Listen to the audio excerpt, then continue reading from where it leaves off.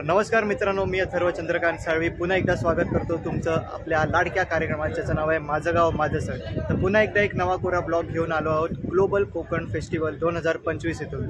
तर चला तर मग हा ग्लोबल कोकण फेस्टिवल फिरूया.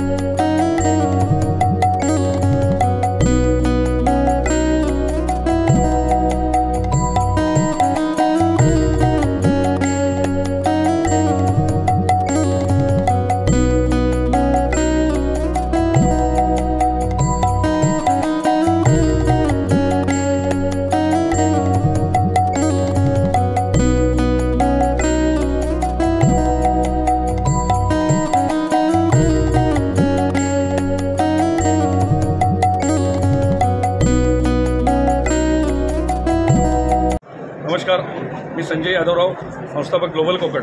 हा 11वा ग्लोबल कोकण आहे आणि हा ऐतिहासिक ग्लोबल कोकण आहे. पहिल्या वर्षी 3 किलोमीटरची लाईन लागली होती. मला खात्री आहे की या ग्लोबल कोकणला पण 3 किलोमीटरची लाईन लागणार. कारण दिलसे जुडणं म्हणजे काय, छावा पिक्चर बघितल्यावर आपल्याला कळतं की संभाजी महाराज आपल्याला आत भिडतात. तसं तुम्हाला एक सांगतो की तुम्ही जर आलात या ग्लोबल कोकणला तर ग्लोबल कोकण तुमच्या मनाला भिडेल. आपलं कोकण किती सुंदर आहे, किती देखणं आहे. इथला निसर्ग, इथला सह्याद्री, इथली बायोडायव्हर्सिटी, इथला वाघ, इथला चित्ता, इथला किंगफिशर, इथला हॉर्नबिल. खरं तर आपल्या एवढं समृद्ध आणि श्रीमंत कोण नाही, पण आपण हे सगळं मुखदुर्बळ आहोत. आपण बोलत नाही. युरोपमध्ये छोट्या छोट्या गोष्टींचं मार्केटिंग करतात, पण आमच्याकडे सगळं असून सुद्धा आम्ही बोलत नाही. ग्लोबल कोकण हे कोकणाला जागतिक व्यासपीठावर नेण्यासाठीचं एक उत्सव आहे आणि आमचा कोकण किती समृद्ध आहे हे डंके की चोट पर आम्ही या ग्लोबल कोकणमध्ये सांगतो. आणि केवळ 4 दिवसाचा महोत्सव नाही, हे आमचं मिशन आहे. हे छत्रपती शिवरायांच्या प्रेरणेने सुरू झालेलं मिशन आहे. आणि मागची 50 वर्ष कोकण रिकामा होताना पाहिलं आपण.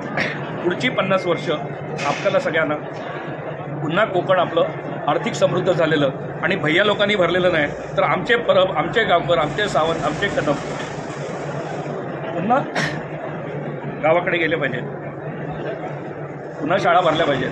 आणि यासाठीचं मिशन आहे. या बघा म्हणजे तुम्हाला कळेल ग्लोबल कोकण काय आहे. जय शिवराय, संजय यादवराव. नेस्को ग्राउंड लक्षात ठेवा, हायवेवरच आहे. थोडीशी वाट मोकळी, थोडा वेळ काढा आणि हे ग्लोबल कोकण परत. हा ग्लोबल कोकण असा होणार नाही, पुढच्या वर्षी याच्यापेक्षा चांगला असेल, पण या वर्षीचा ग्लोबल कोकण हा या वर्षीचा आहे आणि तो या वर्षी एक्सपिरियन्स केला पाहिजे. जय शिवराय. आपला कोकण आपण म्हणतो, आपल्याला आपल्या कोकणासाठी काहीतरी केलं पाहिजे असं जेव्हा वाटतं तेव्हा आपण जे काही परिस्थिती आहे, जे काही माध्यमातनं आपण काही करू शकतो तर पाऊल उचललं पाहिजे, केलं पाहिजे. आणि अशाच भावनेने मागच्या वर्षी मी माझा पूर्ण वेळ, देहभान सगळं समर्पित करून या ग्लोबल कोकणमध्ये आपल्याला ओतून दिलेलं. आणि संजय यादवराव, ठाकूर साहेब, सुट्टणकर साहेब, तसेच ग्लोबल कोकण आणि कोकण प्रतिष्ठानमधले किंवा कोकणातले असंख्य वेगवेगळे कार्यकर्ते आणि ग्लोबल कोकण एक अतिउच्च अशा पद्धतीने करावं. म्हणजे मागच्या वेळी अथांग ते उत्थांग ही जी थीम होती त्याच्यामध्ये समुद्र पण होता आणि त्याचबरोबर पर्वतरांगा पण होत्या. एक उंची होती, एकीकडे खोली होती. समुद्र किनारा हा कोकणाला लाभलेला वैभवशाली असा किनारा आहे, ज्याचं खरंच भांडवल आपल्या कोकणातल्या लोकांनी, ह्या सरकारनी, FTDCनी, पर्यटनाच्या दृष्टीने केलं गेलं पाहिजे. कारण चित्रपट सृष्टीच्या दृष्टीने विचार केला तर मी जगात फिरत असतो वेगवेगळ्या लोकेशन्स बघायला, पण जेव्हा मी आपल्या कोकणाकडे बघतो, कोकणातले असंख्य समुद्रकिनारे बघतो, मग ते तारकवलीचा असो, खारेपाटणचा असो किंवा गणपतीपुळ्याचा असो किंवा म्हणजे अगदी सावंतवाडीपासनं ते दापोलीपर्यंत आणि पनवेलपर्यंत ज्या काही खाडी आल्यात किंवा वसईपर्यंत आपण जेव्हा बघतो तेव्हा वेगवेगळ्या पद्धतीने आपल्याला कोकणाला हे आणि असंख्य सुंदर लोकेशन्स आहेत. म्हणजे मी तर म्हणतो चित्रपट सृष्टीसाठी ते अगदी आमूलाग्र असं भांडवल आहे. मी जो काही आहे ते हा कोकणातल्या गावातलाच एक कलाकार, कोकणी माणूसच जगाची डिझाईन्स करायला जेव्हा निघतो तेव्हा मला नेहमीच त्याचा मदत होते की मी ज्या गावात लहानपणापासून जायचो, अगदी परीक्षा संपल्या दुसऱ्या दिवशी सकाळी 7 वाजताची ठाणे दापोली बस पकडून पाचवलीत पोचायचो संध्याकाळी, आणि शाळा चालू झाल्यानंतर 1.5 ते 2 महिने शाळेला बुट्टी मारून त्या वाकणातनं मग तेव्हा नांगर धरलेले असायचे, ढिपळ्या फोडलेल्या असायचे, हाताला फोड आलेले असायचे, आजीची भाकरी आणि झुणका खाऊन एक वेगळं हे आलेलं असायचं. आणि जेव्हा कोंब यायला लागायचे त्या कोंबातनं वाकणातनं एसटी जाताना त्या शेतांकडे बघताना, त्या घराकडे बघताना नेहमीच डोळे हे माझं कोकण मी सोडून चालतोय, पण ह्या कोकणाची नाळ माझी अजून तशीच आहे. तर मित्रांनो, तुम्ही बघू शकतात विविध प्रकारचे स्टॉल्स इकडे आहेत. 6, 7, 8 आणि 9 मार्च रोजी मुंबईतील गोरेगाव नेस्को सेंटर इथे या एक्झिबिशन चालू आहे. तुम्ही नक्की भेट द्या. 6, 7, 8 आणि 9 मार्च या 4 दिवसासाठी हा एक्झिबिशन आपल्या सर्व नागरिकांसाठी उपलब्ध आहे, तर तुम्ही जरूर भेट द्या. नमस्कार, माझं नाव सौ आदित्य देवेंद्र कदम. ते माझे मिस्टर श्री देवेंद्र कदम. आणि सगळे आमचे घरगुती प्रोडक्ट आहेत, म्हणजे भाजणी चकली आहे, बेसन लाडू, नाचणी पापड. आमचं गाव चिपळूण, आम्ही कळगाला आहोत. हे सगळं आम्ही स्वतः घरी करतो, सगळी प्रोडक्ट. कोणाची जर 1 किलोपर्यंत ऑर्डर असेल तर आम्ही फ्री होम डिलेवरीसुद्धा करतो. चकली 350 रुपये किलो आहे, बेसन लाडू 600 रुपये किलो आहे.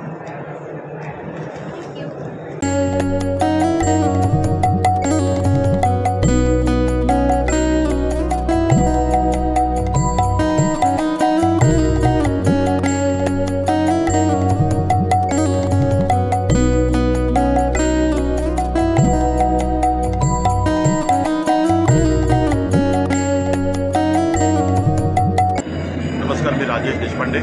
आज इथे गोरेगावला NSC कंपाऊंडमध्ये ग्लोबल कोकण उत्सव सुरू झालेला आहे. खूप अप्रतिम इथे स्टॉल्स आहेत, कोकणाबद्दल सगळी माहिती आहे आणि छान महोत्सव सुरू आहे, कार्यक्रम सुरू आहेत, लोककला सुरू आहेत. सर्वांनी या उत्सवाला भेट द्या आणि कोकणात आल्याचा आनंद घ्या. खूप छान महोत्सव सुरू आहे. धन्यवाद. नमस्कार, आम्ही साईलीला दशावतार नाट्य मंडळ मुंबई तसेच मालवण वायरी या मंडळामार्फत आम्ही लोककला दशावतार म्हणून जी लोककला आहे ती सादर करण्याचा प्रयत्न करतो.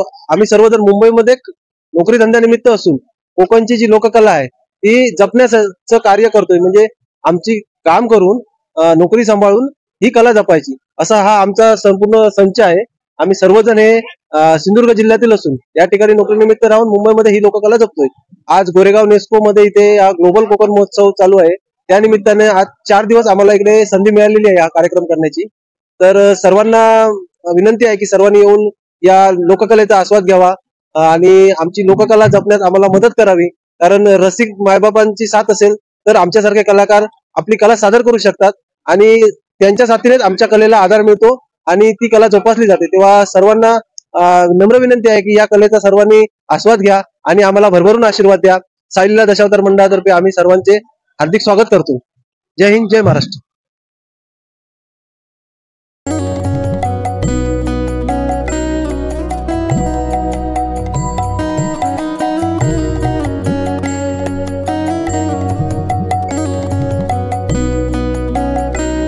हॅलो, माझं नाव देवेश प्रकाश भोगळे. मी कॉन्टेंट क्रिएटर आहे आणि ऍक्टर सुद्धा आहे.